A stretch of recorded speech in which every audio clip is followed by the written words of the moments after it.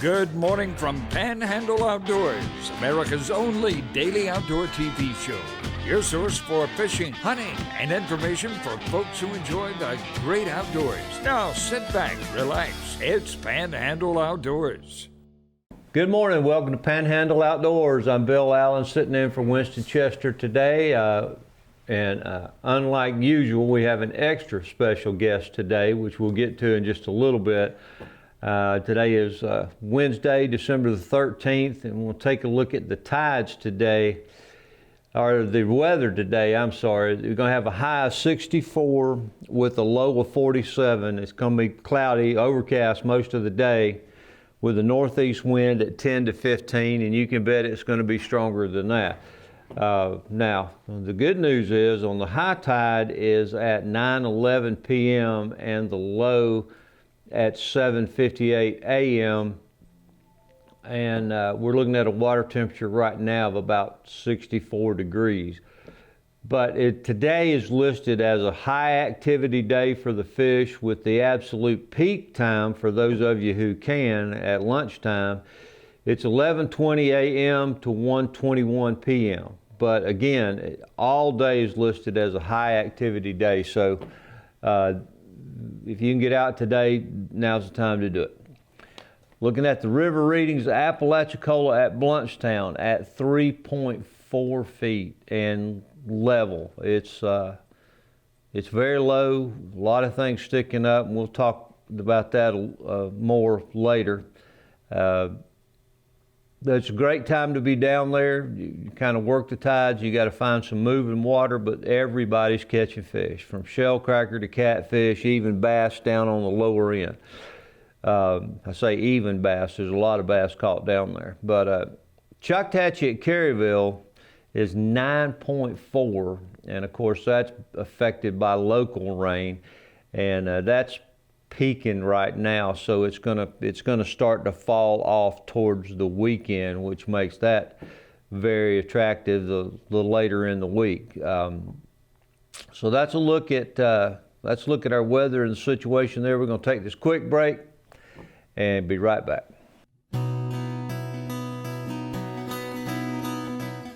Welcome back.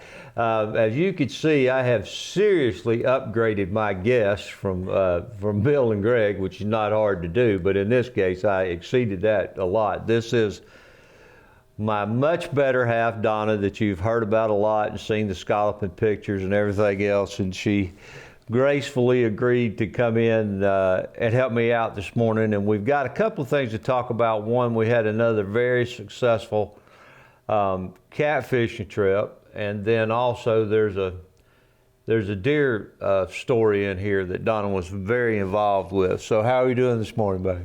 I'm good. Good. You ready to go? Before we get into that, and we've got some pictures. We had a recent trip down to out of Howard's Creek, and the lower end is open now for those of you who haven't been down there, and it's really nice. They fixed that angle problem so you don't sink your boat every time you try to put it in. But it is 3.4 feet down there, and that is extremely low. There are a lot of things sticking up that normally are not there, and a lot of hazards in the way. And it doesn't matter how well you know it. Bill Shields knows that lower end of the river better than anybody that I know. He could probably run it we run it at night many times, and he could probably run it blindfolded just on time. But he was down there last weekend and was way up the other end of Bierman's, and like I said, he knows it extremely well, but there was a log that had gotten loose, a tree, and it was right below the surface. It was suspended, and with no way for him to see it, he ran across it and almost knocked the foot off of his boat. So it can happen to anybody, and it doesn't matter how well you know it. It has nothing to do when things start floating around. But we had a friend a couple of years ago that was killed in a boating accident, and he had he had a vest on, you know, he might have survived. And I made the promise then that I was going to wear one from then on out. I told Donna that I would, especially when I'm by myself. But anytime now, I've got one on, and I didn't up until you know, a couple of years ago. But you know, I always thought that, especially when I was younger, of course, that nothing was going to happen, and if it did, I could swim out of it. But you can't swim unconscious. So I want to just show you real quick this picture here.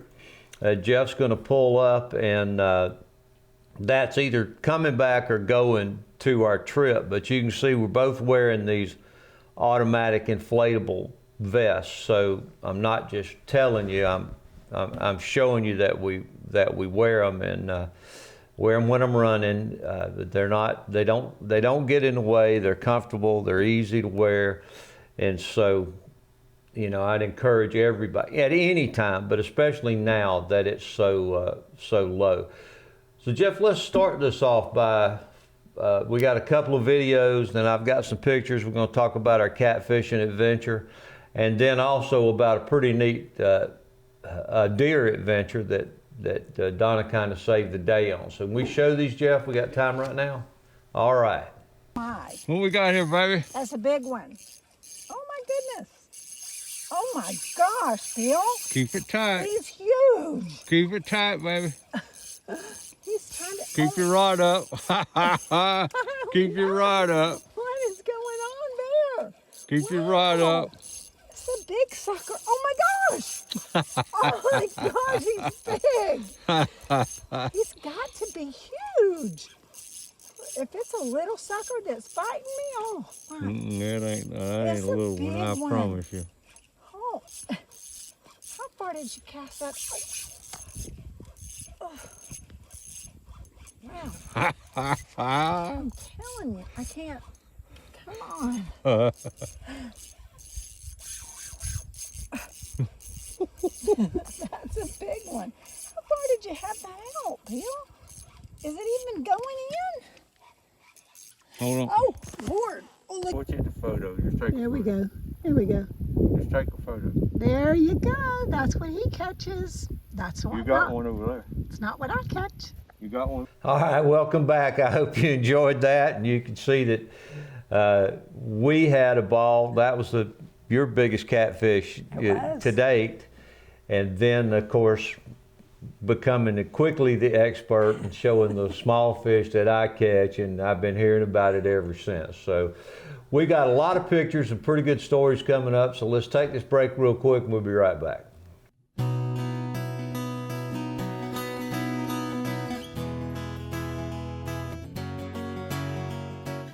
All right, welcome back. Hope you enjoyed that. So, just how much fun was that? Is that a lot? Was that a blast? That was a lot of fun. I really like fishing with the ugly stick, and then feeling that catfish pull and you reeling it in. And it has so much give to it. Even on the big catfish, the pole gave away to where I could kind of. Yeah, I stripped it a little bit. As we told you before, those are pretty small, and Yeah. And that big fish was That was a fight. yeah, That was a fight. that was a fight, as you But can I see. do have to say that I like to eat the small catfish better than I like the big catfish. Absolutely, So, absolutely. Even So- though I caught the biggest fish, the bigger eat is what he caught. Well, that's because that's what I'm trying to catch. Oh, But I then we stopped, of course, at Weewah Wiggler on the way out. And if you haven't been there right before you get into to Weewah on the right-hand side, that's under new ownership. Yes. Those people are very nice. It is full of everything that you could possibly use to fish anywhere around there and other places. So I encourage you to stop in there. The earthworms we got, which is what we were using that day, were massive. They were like They were. small snakes. So I've run through some pictures here of that trip. Donna, you could talk about it. I think this is one of your medium-sized fish. Oh, I think, no, that's the video we've already shown, but That's a smaller one. yeah. So we skipped the videos. That was the big fish from the first video. That was So, the big fight, yeah. just running through some of these you've already seen, and that was another pretty good sized fish there. So Yeah. all those you've seen, but get over here to that was what we wound up keeping for the day. We caught several small ones that we got rid of, but that's back at the house where we're getting ready to clean them. One of us is getting ready to clean them. Not me. But yeah, so talk about your technique on this, because you really does have, this is not something where you want to set a hook like Bill Dance where you're almost falling out of the boat. It takes a little finesse. You want to walk through just one Oh, fish. I do it? Yeah. Oh, okay. Yeah, Well- you had the touch. Well, once you put the worm out and on and throw it out, then you just have to roll it up just a little bit, reel it up just a little bit, and then you want to feel it tug. It's going to tug a couple of times before you just gently do it. Don't do that, because I've done that and pull it right out of their mouth. So it tugs a little bit, and then you pull it, start in. You have to continue that, because if you give them a little bit of way, that might get off the hook. So you have to continue with that. Then you have someone who helps you with a net, which is really nice.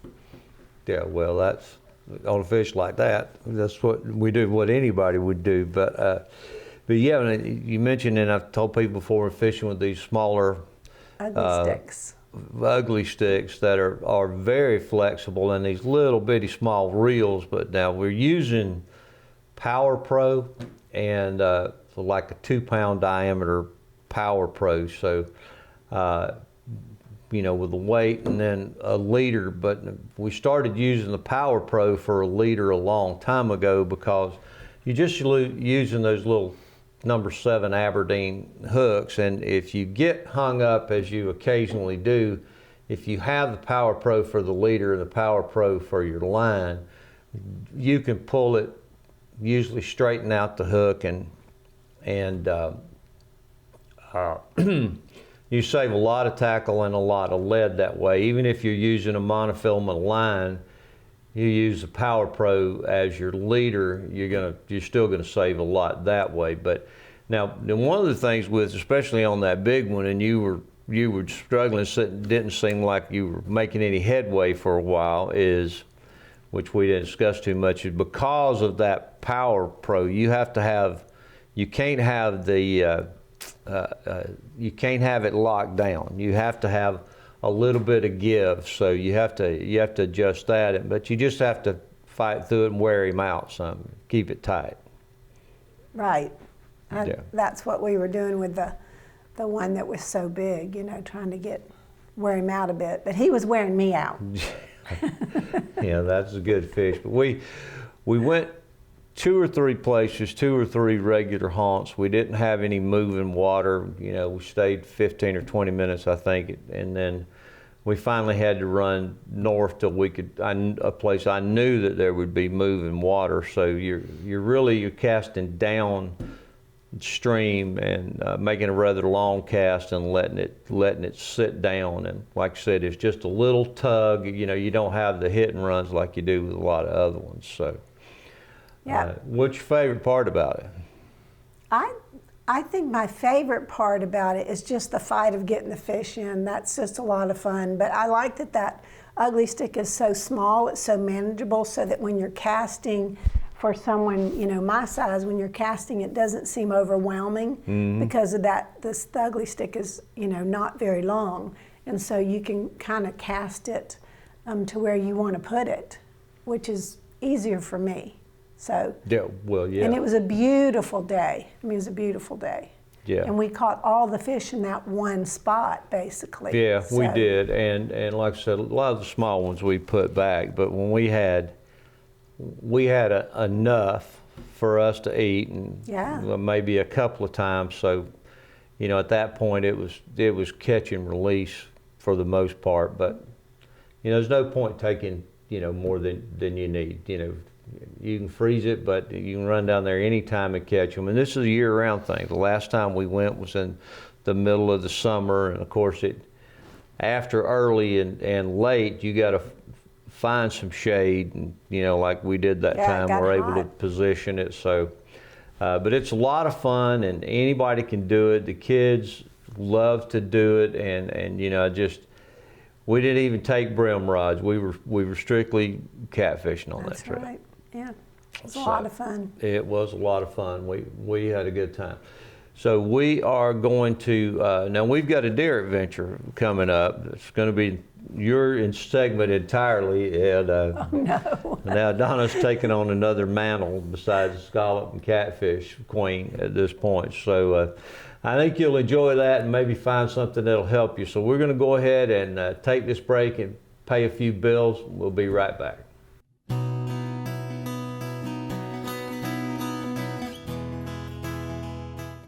All right, welcome back. So there's Donna now has a new skill. She's an expert tracker, and probably saved us. But a couple of weeks ago now, Dalton, our youngest son, the avid bow hunter, he right before dark, I think it was a Sunday afternoon, he shot a pretty good sized doe in archery season, and felt like he hit it pretty good, and she ran off a little bit. He thought he heard her fall. It was dark by this time, so he went back to the truck, which was the opposite ways, and not to disturb her. And he called and let us know that he'd killed one, and he was giving her plenty of time. So we went back out there and couldn't find her. There was very little blood anywhere. So he called and said, upset, of course. I mean, anybody that's ever shot one that's lost it, it's a horrible feeling if you care at all. But he couldn't find it. So we went up there to help. Donna, thank goodness, I asked her if she wanted to go, and she did, of course. So it took us about 45 minutes to get up there, and we got there about 7:30, and there was no moon. This was a very black night. So do you want to pick it up from there? Well, it was very black, but Dalton had taken the arrow, which has a light on it, which I thought was so cool. Yeah. Thought it was this is a new experience for me. So he had put it where the last drop of blood was. And so we were standing there and we were looking around, and we went to one area and couldn't find it, and there just wasn't any blood. And he thought that he had really hit it good, so we were baffled and he thought he heard her fall. So we were kind of baffled on why we couldn't find any blood. And so I really started, one thing that I hate is to have something die and us not be able to recover it or to take it so that we can, we eat what we hunt. So it's always sad to me that if we can't find something that we've shot. So I started thinking about, if I was deer and I was shot, what would I do? So I put my hands. At this point, let me go a bit further. Dalton and Donna and I have looked around trying to find blood. There was an occasional spot, but it wasn't far from the point of impact. So now Dalton has gone one way and I've gone the other way, and we're wandering through the woods basically a long way from where Donna is, just looking around trying to find anything when Donna put her plan into action. So we had both taken off. Well, at first I was standing with a flashlight so that the guys could see where she went, where he shot her, where we saw the last blood. So I was standing with my flashlight. Then I put my hands on my knees, and I thought, if I am a deer and I am wounded, where am I going to go? And basically I started praying. I said, Lord, I really want to find this deer. Can you help me out here? So my hands are on my knees, I'm looking, and all of a sudden, out of nowhere it seems, I'm walking around with my hands on my knees and, looking around. Taking the path of least resistance. I am. I'm going under bushes and doing things like that, thinking, okay, that's what she was doing. And there we go, we found it, and it was a lot of blood compared to the rest of the blood. And the next thing we knew, we're trailing her, and called the boys over, and they came and they started trailing, and we found her. And it was really a very satisfying kind of, we were all very happy, hoop and hollering. Dalton was very excited. I got He's a never big lost old, one. He's got a never big lost old hug from Dalton. He picked me up, turned me around. He was so excited. And it was just a really cool experience to be able to find that deer and help my son out. So Yeah, this is how dark it was where we had found the deer, and then that's after we got him back to the truck, and that's of course Dalton, our son. Now, at this point, it's 9:30, 10 o'clock. So we hunted after we got there for a good hour and a half, and we're not getting anywhere at all. But even with these new broadheads that expand, and Dalton was kind of high in the tree, he hit her in such a manner that the angle went in this way and out that way, and he did put a good shot on her, but she probably went 125 yards. She wasn't bleeding. So when we field dressed her, when Dalton field dressed her out there, their entire cavity was just full of blood. So, it happens. It's happened to me before. And when you have very little blood, then you have to start thinking like a deer, doing some other things. But that actually was a lot of fun. It was frustrating that it turned into a lot of fun. And while we were out there with the deer, not far from 20, a sheriff or somebody came riding through there with the siren on, chasing somebody, speeding, I'm assuming. And as soon as they came by with the siren, every coyote in that part of the country lit up, and that got Donna's attention. Well, they were close. Yeah, she said, "How close are they?" And we're both like, "Well, they're pretty close." So we're happy to find the deer because the coyotes would have just taken care of her. So, I was happy that we found her, and actually had Thanksgiving. We had backstrap. Yep, yeah, we did provided some backstrap for Thanksgiving. But it was really. So we had Dalton and I both were carrying 9mm. So Dalton has this deer sling that he puts on and puts around his waist, and he drags the deer out. So he was walking in front with Donna, had his pistol in his hand. This is how close they were. And Donna was in the middle, and I was walking in the back and had the pistol in my hand. So, if you're out there wandering around at night, you need to be careful. Well, I thank you for coming in. We've had a great time. I hope you enjoyed it. And, it's a Christmas season. We need to understand that this is about Jesus, to start to focus on that. And if you get the opportunity to do something for somebody today, do it. God bless and have a great day. Thanks for watching America's only daily outdoor TV show, Panhandle Outdoors with Winston Chester, featuring hunting, fishing, and other activities and information to help you enjoy the great outdoors. Join us next time for Panhandle Outdoors.